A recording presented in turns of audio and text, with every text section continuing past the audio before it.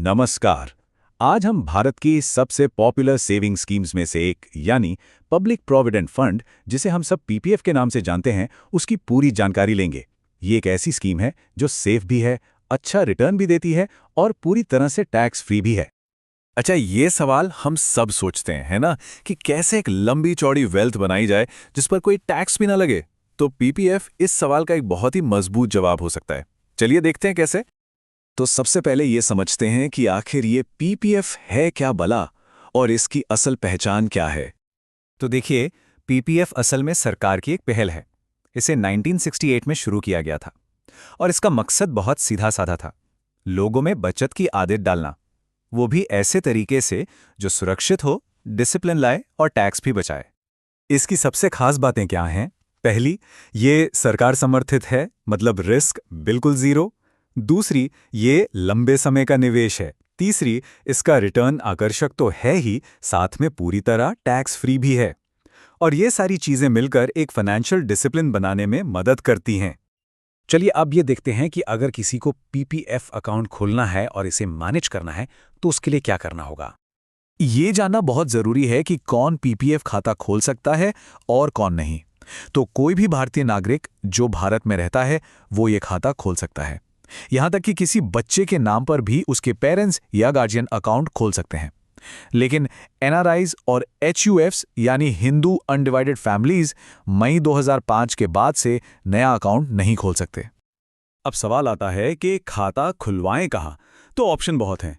अपने नज़दीकी post office में, किसी भी सरकारी बैंक जैसे एसबीआई या पीएनबी में, या फिर आईसीआईसीआई और एचडीएफसी जैसे बड़े प्राइवेट बैंकों में भी ये सुविधा मिलती है।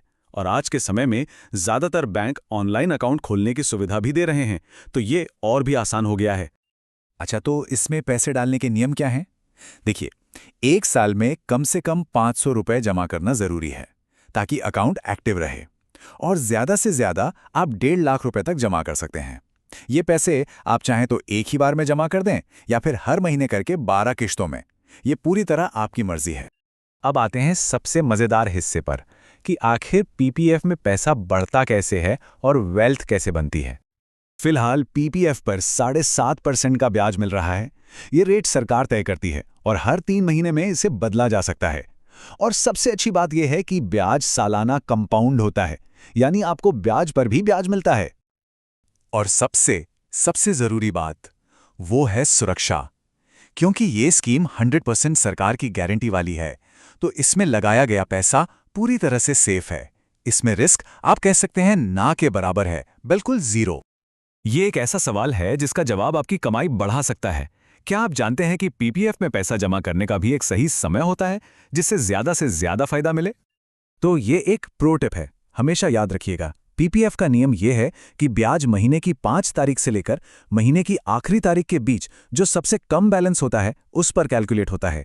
तो अगर आप महीने की 5 तारीख से पहले पैसा जमा कर देते हैं तो आपको उस पूरे महीने का ब्याज उस रकम पर मिल जाता है। चलिए अब इस अकाउंट के लॉक इन पीरियड यानी इसकी अवधि और जरूरत पड़ने पर पैसे निकालने के क्या नियम हैं, इस पर बात करते हैं। पीपीएफ का लॉक इन पीरियड 15 साल का होता है। हाँ, यह सुनने में लंबा लग सकता है, लेकिन असल में यह लंबी अवधि में बचत की आदत बनाने में मदद करता है। और अच्छी बात यह है कि 15 साल पूरे होने के बाद आप इसे 5-5 साल के लिए कितनी भी बार आगे बढ़ा सकते हैं। तो ये पूरी यात्रा कैसी दिखती है? देखिए, खाता खोलने के तीसरे साल से छठे साल के बीच आप अपने जमा पैसे पर लोन ले सकते हैं।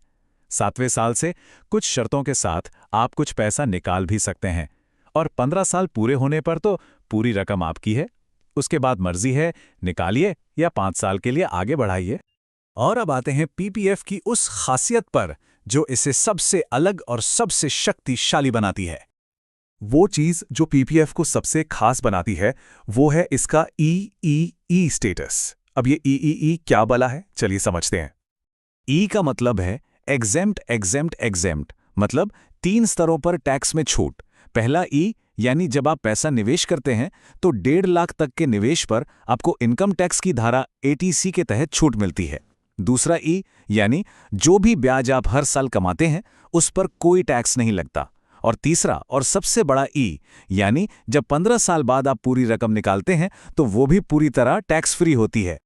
तो इन सब बातों को जानने के बाद अब सवाल ये उठता है कि क्या पीपीएफ एक सही विकल्प है? चलिए सब कुछ एक साथ रखकर देखते हैं। तो अगर एक नज़र में देखें तो क्या समझ आता है? रिस्क लेवल 0 क्योंकि सरकार की गारंटी है। लॉक इन पीरियड 15 साल जो आगे भी बढ़ सकता है। किसके लिए बेस्ट है? जो लोग लंबा सोचना चाहते हैं और रिस्क नहीं लेना चाहते। और टैक्स स्टेटस EEE यानी पूरी तरह टैक्स फ्री। अब एक उदाहरण से समझते हैं कि इसका असर कितना बड़ा हो सकता है। मान लीजिए कोई हर साल अपनी अधिकतम सीमा यानी 1.5 लाख रुपए पीपीएफ में जमा करता है। अगर हम 7.1% का मौजूदा ब्याज दर मानकर चलें तो 15 साल बाद मैच्योरिटी पर उसे लगभग 43 लाख रुपए मिलेंगे। और ये बात फिर से कहना बहुत जरूरी है, ये जो लगभग 43 लाख रुपए हैं, ये पूरी तरह से टैक्स फ्री होंगे। इस पर 1 रुपए का भी टैक्स नहीं लगेगा। यही इसकी सबसे बड़ी ताकत है। तो आखिर में सवाल यही है, क्या पीपीएफ किसी के भी फाइनेंशियल फ्यूचर के लिए वो मजबूत नींव बन सकता है जिसकी उसे जरूरत है? ये एक ऐसा सवाल है जिस पर हर किसी को अपने फाइनेंशियल गोल्स को ध्यान में रखकर सोचना चाहिए।